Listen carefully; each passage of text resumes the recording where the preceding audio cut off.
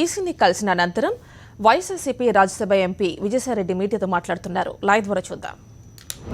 అధిగమించి తిరిగి అధికారంలోకి రావాలనుకున్నటువంటి వ్యక్తి చంద్రబాబు నాయుడు.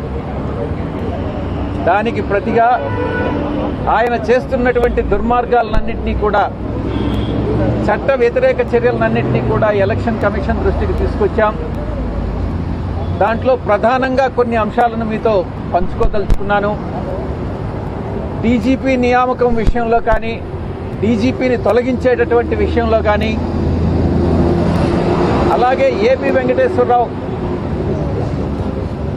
ఘట్టమనేని శ్రీనివాసరావు, యోగానంద్, విక్రాంత్ పాటిల్, ప్రకాశం జిల్లా ఎస్పీ ఎవరైతే చట్టాన్ని అతిక్రమిస్తున్నారో వారిని అందరినీ కూడా తొలగించాల్సిందిగా మేము విజ్ఞప్తి చేశాం. ఇదే విధంగా 37 మందిని చట్టానికి నిబంధనలకు వ్యతిరేకంగా ప్రమోట్ చేసి కొంతమందిని సూపర్ న్యూమరీ ద్వారా ఎలివేట్ చేసినటువంటి విధానాన్ని కూడా మేము వ్యతిరేకించాం. ఎలక్షన్ కమిషన్ దృష్టికి తీసుకొచ్చాం. నాన్ క్యాడర్ ఆఫీసర్స్ ఎవరైతే ఉన్నారో, శ్రీకాకుళం ఎస్పీ వెంకటరత్నం, విజయనగరం ఎస్పీ దామోదర్ నాయుడు, వీరందరూ కూడా నాన్ క్యాడర్ ఆఫీసర్స్ని అక్కడ పోస్ట్ చేయడం అన్నటువంటిది చట్ట వ్యతిరేకం, నిబంధనలకు వ్యతిరేకం అన్నటువంటి విషయాన్ని, వారిని తొలగించాల్సినటువంటి విషయం అవసరాన్ని కూడా మేము ఎలక్షన్ కమిషన్ దృష్టికి తీసుకొచ్చాం. అలాగే పోలీసు యంత్రాంగం ద్వారా ఎలా డబ్బుల్ని ఒక చోట నుంచి ఇంకొక చోటకి తరలిస్తున్నారు అన్నటువంటి విషయాన్ని కూడా సాక్ష్యాధారాలతో కూడా మేము ఎలక్షన్ కమిషన్కి ఇవ్వడం జరిగింది. శ్రీకాకుళం కొండ్రు మురళీకి సంబంధించినటువంటి నారాయణ కాలేజ్ నుంచి క్యాష్ తీసుకుని తరలిస్తుండగా కారుని పట్టుకున్నప్పుడు ఎంఆర్ఓ స్వయంగా వచ్చి, ఎస్పీ స్వయంగా వచ్చి, దాంట్లో ఉన్నటువంటిది నగదు కాదు, అదంతా కూడా ఎలక్షన్ మెటీరియల్ అని చెప్పి వారు గమ్యస్థానానికి చేర్చడం అనేటటువంటి విషయాన్ని కూడా, ఇటువంటి పలు అంశాలను ఎలక్షన్ కమిషన్ దృష్టికి తీసుకొచ్చాం. అదేవిధంగా వివేకానంద రెడ్డి గారి హత్య విషయానికి వచ్చినప్పుడు ప్రభుత్వం, పోలీసు యంత్రాంగం అనుసరిస్తున్నటువంటి విధానాన్ని కూడా మేము ఎలక్షన్ కమిషన్ దృష్టికి తీసుకురావడం జరిగింది. మరి 2 ముఖ్య అంశాలు కూడా ఎలక్షన్ కమిషన్ దృష్టికి తీసుకొచ్చాం. పలు అంశాలన్నింటినీ కూడా ఇదే విధంగా, ఏదైతే చట్ట వ్యతిరేకంగా పోలీసులు అనుసరిస్తున్నటువంటి రకరకాలైనటువంటి ఇన్సిడెంట్స్ అన్నింటినీ కూడా ఎలక్షన్ కమిషన్ దృష్టికి తీసుకొచ్చాం. మరి ముఖ్యంగా మరో 2 అంశాలు ఏంటంటే, ఒకటి telephone tapping. AP Venkateswara Rao, Yoganand ఇద్దరూ కూడా టెలిఫోన్ ట్యాపింగ్కు పాల్పడుతున్నారన్నటువంటి విషయాన్ని సాక్ష్యాధారాలతో కూడా మేము ఎలక్షన్ కమిషన్కి అప్పగించాం. వారు రాసినటువంటి లెటర్స్, వాటిని కూడా, ఆ లెటర్స్ ఏవైతే, తలసిల రఘురామ్ అన్నటువంటి వ్యక్తి మా జనరల్ సెక్రటరీ,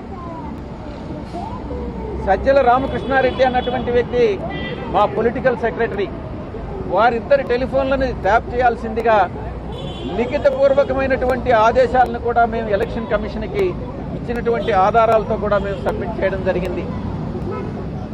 వీరిద్దరే కాదు, ఆంధ్ర రాష్ట్రంలో ఉన్నటువంటి, మరి చుట్టుపక్కల ఉన్నటువంటి రాష్ట్రాల్లో ఉన్నటువంటి చాలా మంది పైన నిఘా ఉంది అన్నటువంటి విషయాన్ని కూడా మేము ఎలక్షన్ కమిషన్ దృష్టికి తీసుకొచ్చాం.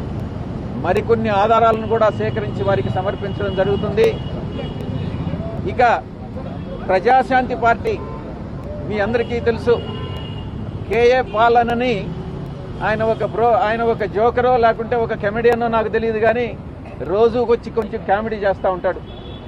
ఆయనకు అలాట్ చేసినటువంటి సింబల్ ఏదైతే ఉందో, ఆ సింబలు ఫ్యాన్ పైన ఉన్నటువంటి, హెలికాప్టర్ పైన ఉన్నటువంటి సింబలు, ఆ ఫ్యాన్ మా గుర్తుకు పోలి ఉండడం, ఆ విషయం గతంలోనే ఎలక్షన్ కమిషన్ దృష్టికి తీసుకొచ్చాం. దాన్ని ఎలక్షన్ కమిషన్ని పునఃపరిశీ వాళ్ళు తీసుకున్నటువంటి నిర్ణయాన్ని పునఃపరిశీలించవలసిందిగా మరొకసారి కూడా విజ్ఞప్తి చేస్తా ఉన్నాం. ప్రజాశాంతి పార్టీ కండువా కూడా ఉద్దేశపూర్వకంగా చంద్రబాబు నాయుడికి కేఏ పాల్కి ఉన్నటువంటి అనైతిక సంబంధం, అనైతిక అండర్స్టాండింగ్ వల్లనే కండువా కూడా 3 కలర్స్ కూడా వైఎస్ఆర్సీపీ కలర్స్ మాత్రమే అన్నటువంటి విషయాన్ని ఎలక్షన్ కమిషన్ దృష్టికి తీసుకురావడం జరిగింది. అదేవిధంగా పలు అంశాలన్నింటినీ కూడా ఎలక్షన్ కమిషన్ దృష్టికి తీసుకొచ్చాం. దీనిపైన ఈ అంశాలన్నింటినీ కూడా చీఫ్ ఎలక్షన్ కమిషనర్ మాత్రమే కాకుండా ఫుల్ కమిషన్కి నివేదించాల్సిందిగా వారు తెలియజేయడం జరిగింది. ఫుల్ కమిషన్ని మేము అపాయింట్మెంట్ అడిగాం. మండే అంటే సోమవారం 4:30కి మా వైఎస్ఆర్సీపీ డెలిగేషన్ అంతా కూడా ఇక్కడికి వచ్చి 4:30 గంటలకి ఫుల్ కమిషన్ ముందు రిప్రజెంటేషన్ ఇవ్వడం జరుగుతుంది. తప్పకుండా మేము ఏదైతే మేము నివేదించామో ఆ నివేదించినవన్నింటినీ రిప్రజెంట్ చేసినవన్నింటినీ కూడా చాలా ఆధారాలతో సమర్పించాం కాబట్టి కమిషన్ మాకు న్యాయం చేస్తుందన్నటువంటి నమ్మకం మాకుంది. తప్పకుండా సోమవారం మీ అందరికీ కూడా సోమవారం కానీ మంగళవారం కానీ మేము సోమవారం రిప్రజెంటేషన్ ఇస్తాం. ఆ తరువాత 1 or 2 డేస్లో నిర్ణయాలు కూడా ప్రకటించడం జరుగుతుందని మేము విశ్వసిస్తాం. ఈ విషయాలనే నేను ఎప్పుడైతే ఇక్కడ చెప్పానో ఆ విషయాలపైన మరింతగా డెలిగేషన్తో వచ్చి ఫుల్ కమిషన్కి మేము రిప్రజెంటేషన్ ఇవ్వబోతా ఉన్నాం. చీఫ్ ఎలక్షన్ కమిషనర్ ఫుల్ కమిషన్కి మేము రిప్రజెంటేషన్ చేస్తాం. మండే ఫుల్ కమిషన్ అన్ని అంశాలపైన నిర్ణయం తీసుకుంటుంది అన్నటువంటి విషయాన్ని మీకు తెలియజేస్తాను. ఎన్నికల్లో ధన ప్రవాహం ఎక్కువ ఉంది, అబ్జర్వర్స్ నియమించాలని ఒక డిమాండ్ వస్తుంది. ఆయన నాయుడు బాబు చెప్తానే ఉన్నాడు, ఒక్కొక్క ఓటుకి 5,000 నుంచి 10,000 ఇస్తానంటున్నాడు.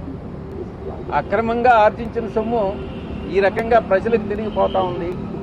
అది కూడా ఒక రకమైనటువంటి సంతోషకరమైనటువంటి పరిణామమే. ప్రజలందరూ కూడా ఆ డబ్బులు తీసుకుని వైఎస్ఆర్ కాంగ్రెస్ పార్టీ ఓటేస్తారని మేము విశ్వసిస్తాం.